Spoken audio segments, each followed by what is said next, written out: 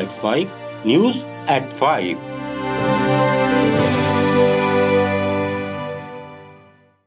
नमस्कार, let's mic में आप सुन रहे हैं न्यूज एट 5। बुलेटिन की शुरुआत हम करेंगे आज की सबसे बड़ी खबर से, फिर जानेंगे देश दुनिया और आपके अपने राज्यों तक की बड़ी अपडेट्स। केंद्र ने दिवाली और दशहरे से पहले केंद्रीय कर्मचारियों के महंगाई भत्ते में 3% की बढ़ोतरी कर दी है। यह इजाफा 1 जुलाई से लागू होगा। कर्मचारियों को 3 महीने का एरियर मिलेगा। यह फैसला पीएम मोदी की अध्यक्षता में हुई कैबिनेट मीटिंग में लिया गया। अब कर्मचारियों का महंगाई भत्ता 55 से बढ़कर 58% हो जाएगा। इसका लाभ 49,20,000 केंद्रीय कर्मचारियों और 68,70,000 पेंशनर्स को मिलेगा। इससे केंद्र सरकार के खजाने पर 10,084 करोड़ रुपए का भार आएगा। 6 महीने पहले 2% महंगाई भत्ता बढ़ाया गया था। मार्च महीने में महंगाई भत्ते में 2% की बढ़ोतरी की गई थी। तब यह 7 साल में सबसे कम इजाफा था। आमतौर पर महंगाई भत्ते में बढ़ोतरी 3 से 4% के बीच होती है, लेकिन उस वक्त बढ़ोतरी सिर्फ 2% की गई थी। भारतीय रिजर्व बैंक ने लगातार दूसरी बार रेपो रेट में बदलाव नहीं किया है। इसे 5.5% पर जस का तस रखा गया है, यानी लोन महंगे नहीं होंगे और आपकी ईएमआई भी नहीं बढ़ेगी। इससे पहले अगस्त में हुई मीटिंग में भी इसमें बदलाव नहीं हुआ था। देश की जीडीपी ग्रोथ का अनुमान 6.5 से बढ़ाकर 6.8% किया गया। यह फैसला मॉनिटरिंग पॉलिसी कमेटी की 29 सितंबर से 1 अक्टूबर तक चली बैठक में लिया गया। आरबीआई गवर्नर संजय मल्होत्रा ने कहा कि अनुकूल मॉनसून, कम मुद्रास्फीति और मौद्रिक नरमी से आर्थिक वृद्धि की संभावना मजबूत बनी हुई है। Ongoing tariff and trade policy uncertainties will impact external demand. Prolonged geopolitical tensions and volatility in international financial markets caused by risk of sentiments of investors pose downside risks to the growth outlook. RBI governor ने MPC के फैसले का ऐलान करते हुए कहा कि GST को युक्तिसंगत बनाने से महंगाई पर मजबूत असर पड़ेगा। इसके साथ ही उपभोग और विकास को प्रोत्साहन मिलेगा। We also decided to continue with a neutral stance. I shall now briefly set out the rationale for these decisions. The MPC observed that the overall inflation outlook has turned even more benign in the last few months due to a sharp decline in food prices and the rationalization of GST rates. The average headline inflation for this year has been consequently revised lower from 3.7%, which was projected in June, 3.1% in August, to now 2.6%. Sanjay Malhotra ने कहा कि मौद्रिक नीति समिति ने नीतिगत दर को 5.5% पर अपरिवर्तित रखने का निर्णय किया है। एमपीसी ने मौद्रिक नीति रुख को तटस्थ पर अपरिवर्तित रखने का फैसला किया है। Rate. After a detailed assessment of the evolving macroeconomic conditions and the outlook, the MPC voted unanimously to keep the policy repo rate unchanged at 5.5%. Consequently, the STF rate remains at 5.25%, while the MSF rate and the bank rate remain at 5.75%. प्रधानमंत्री नरेंद्र मोदी ने राष्ट्रीय स्वयंसेवक संघ के शताब्दी समारोह में कहा कि संघ के स्वयंसेवकों ने कभी कटुता नहीं दिखाई, चाहे प्रतिबंध लगे या साजिश हुई हो। सभी का मंत्र रहा है कि जो अच्छा है, जो कम अच्छा, सब हमारा है। उन्होंने इस मौके पर आरएसएस के योगदान को दर्शाने वाला स्मारक डाक टिकट और सिक्का भी जारी किया। उन्होंने कहा कि संघ के स्वयंसेवक जो लगातार देश सेवा में जुटे हैं, समाज को सशक्त कर रहे हैं, इसकी भी झलक इस डाक टिकट में है। मैं इसके लिए देश को बधाई देता हूं। साथियों, संघ की 100 वर्ष की इस गौरवमयी यात्रा की स्मृति में आज भारत सरकार ने विशेष डाक टिकट और स्मृति सिक्के जारी किए हैं।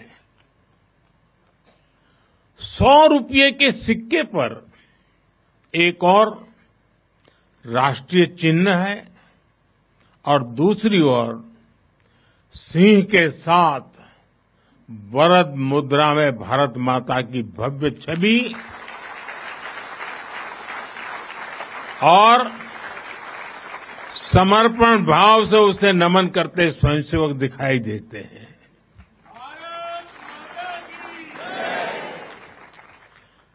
आरएसएस दशहरे से अपना शताब्दी वर्ष कार्यक्रम शुरू कर रहा है।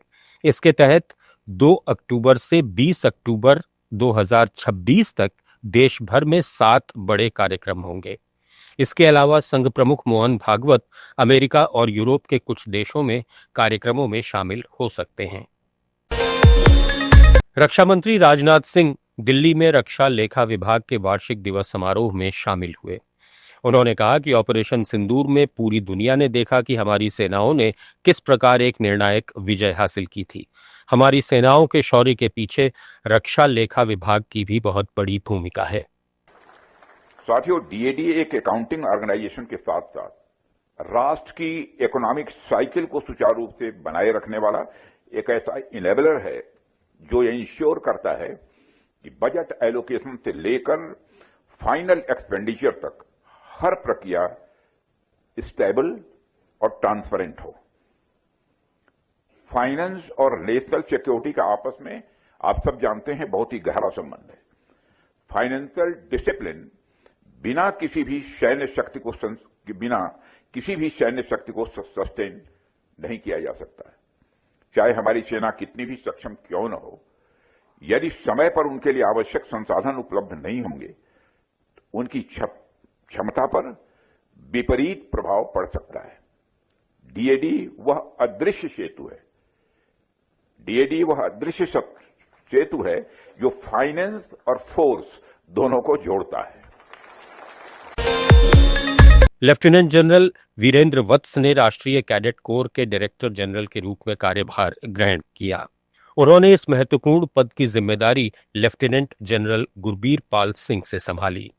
ये समय विशेष महत्व का है क्योंकि एनसीसी, जो दुनिया का सबसे बड़ा यूनिफॉर्म्ड युवा संगठन है, अब अपने कैडेट्स की संख्या को 20 लाख तक बढ़ा रहा है और ये 28 राज्यों और 8 केंद्र शासित प्रदेशों में फैला हुआ है। नेशनल क्राइम रिकॉर्ड्स ब्यूरो ने देश में 2023 के दौरान हुए अपराधों की रिपोर्ट सार्वजनिक कर दी है। रिपोर्ट के मुताबिक 2023 में देश में कुल 62,41,569 अपराध दर्ज हुए। ये 2022 की तुलना में 7.2% ज्यादा हैं। देश भर में महिलाओं पर 4,48,000 अपराध दर्ज हुए, जो 10 साल में सबसे ज्यादा हैं। दुष्कर्म के मामलों में राजस्थान 5,078 केस के साथ पहले स्थान पर है। हत्या के मामले में यूपी 3,206 मामलों के साथ सबसे आगे है। इस रिपोर्ट के मुताबिक राज्यों में हत्या और अपहरण के मामलों में उत्तर प्रदेश और बिहार सबसे ऊपर हैं। सड़क दुर्घटनाओं के मामलों में भी यूपी टॉप पर है। भारतीय वायुसेना के लिए तेजस विमान बना रही हिंदुस्तान एरोनॉटिक्स लिमिटेड को चौथा इंजन मिल गया है। ये इंजन अमेरिकी कंपनी जनरल इलेक्ट्रिक ने सौंपा है।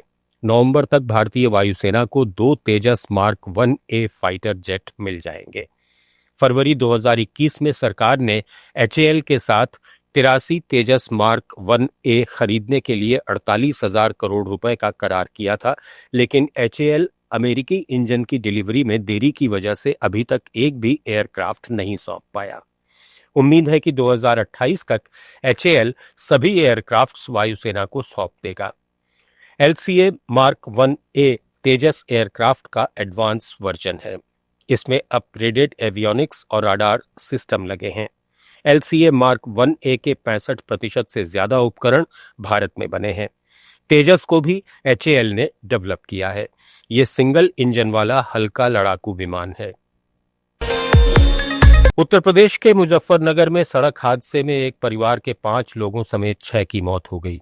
तेज रफ्तार आर्टिगा कार हाईवे किनारे खड़े ट्रक में घुस गई। कार में 7 लोग सवार थे। इनमें 3 महिलाएं और 3 पुरुष शामिल हैं। एक की हालत गंभीर है। हादसा पानीपत खटीमा हाईवे पर तितावी इलाके में हुआ। गुजरात के राजकोट की सेशन कोर्ट ने 3 आतंकियों को उम्र कैद की सजा सुनाई है। ये तीनों आतंकी राजकोट शहर के सोनी बाजार से 26 जुलाई 2023 को गिरफ्तार किए गए थे। जांच में पता चला कि तीनों आतंकी संगठन अल कायदा से जुड़े थे। गुजरात एटीएस को जानकारी मिली थी कि राजकोट से अमन, अब्दुल शकूर और सैफ नवाज नाम के 3 आतंकी अल कायदा के लिए स्लीपर सेल तैयार कर रहे थे। कांग्रेस अध्यक्ष और राज्यसभा में विपक्ष के नेता मल्लिकार्जुन खड़गे को बेंगलुरु के एक अस्पताल में भर्ती कराया गया है। उनके बेटे और कर्नाटक के मंत्री प्रियांक खड़गे ने एक्स पर इसकी जानकारी दी। उन्होंने लिखा कि मल्लिकार्जुन खड़गे को पेसमेकर लगाने की सलाह दी गई है।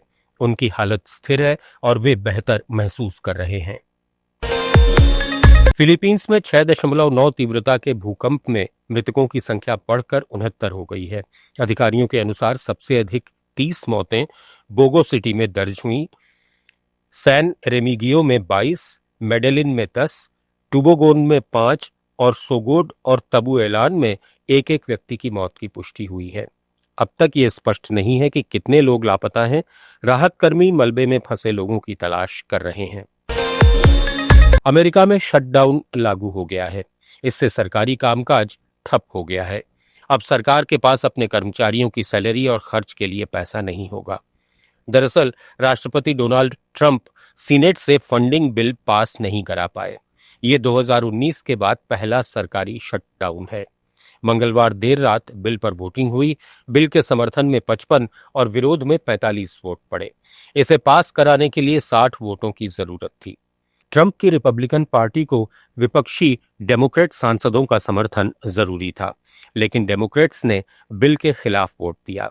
100 सदस्यों वाली सीनेट पे 53 रिपब्लिकन, 47 डेमोक्रेट और 2 निर्दलीय सांसद हैं। दोनों ने बिल के समर्थन में वोटिंग की। अमेरिकी राष्ट्रपति ट्रंप ने नोबेल शांति पुरस्कार को लेकर नाराजगी जताई है। उन्होंने कहा कि उन्हें नोबेल शांति पुरस्कार नहीं देना मतलब अमेरिका का अपमान करना है। ट्रंप का कहना है कि उन्हें खुद के लिए ये पुरस्कार नहीं चाहिए, बल्कि ये अमेरिका को मिलना चाहिए। ट्रंप ने नोबेल शांति समिति पर आरोप लगाते हुए कहा कि नोबेल समिति ये पुरस्कार अक्सर उन लोगों को देती है जिन्होंने असल में कुछ खास नहीं किया। उन्होंने दावा किया कि वे अब तक 8 युद्ध रुकवा चुके हैं, जिनमें सबसे ताजा इजराइल और हमास के बीच का युद्ध शामिल है। देश भर में जहां लोग दशहरे की तैयारियों में जुटे हैं, वहीं मौसम विभाग ने इस पर्व के दौरान मौसम का मिजाज बिगड़ने की चेतावनी दी है। ताजा पूर्वानुमान के मुताबिक दिल्ली एनसीआर से लेकर मध्य भारत, यूपी, झारखंड और बिहार तक कई इलाकों में दशहरे के दिन बादल घिर सकते हैं और हल्की से मध्यम बारिश होने की संभावना है। उत्तर प्रदेश के कुछ हिस्सों में तो भारी बारिश का अलर्ट भी जारी किया गया है। मध्य प्रदेश, छत्तीसगढ़ और विदर्भ क्षेत्र में गरज चमक के साथ बौछारें पड़ सकती हैं, जबकि महाराष्ट्र के तटीय इलाकों में भी बादलों का डेरा रहेगा। मौसम विशेषज्ञों का कहना है कि अक्टूबर के पहले सप्ताह में वर्षा सामान्य से अधिक हो सकती है, जिससे त्योहारों के खुले मैदान वाले आयोजन प्रभावित हो सकते हैं। उत्तराखंड के पहाड़ अब गंभीर खतरे में हैं। भारतीय भूवैज्ञानिक सर्वेक्षण की ताजा रिपोर्ट के अनुसार राज्य का लगभग 22% हिस्सा हाई लैंडस्लाइड जोन में है। इनमें चमोली, रुद्रप्रयाग, टिहरी और उत्तरकाशी जिले हैं, जहां करीब 15 लाख लोग रहते हैं। यहां हर साल नई नई दरारें, टूटती सड़कें और उफान मारती नदियां आपदा का संकेत देती रहती हैं। रिपोर्ट बताती है कि राज्य का 32% हिस्सा मीडियम और 46% हिस्सा कम खतरे में है, यानी करीब पूरा राज्य भूस्खलन की जद में है। भूस्खलन पर संसद में पेश रिपोर्ट में जीएसआई ने 91,000 भूस्खलनों का डेटा जुटाया है। केदारनाथ धाम तक का सफर भी अब बेहद खतरनाक हो गया है। रुद्रप्रयाग जिले में हाईवे पर 51 डेंजर जोन बन चुके हैं, जिनमें से 13 इस साल मॉनसून में बने हैं। न्यूज एट 5 में फिलहाल इतना ही। जुड़े रहिए लेट्स माइक के साथ। आप सुन रहे थे let's mic more than radio. Follow कीजिए हमें हमारे सोशल मीडिया प्लेटफॉर्म्स पर।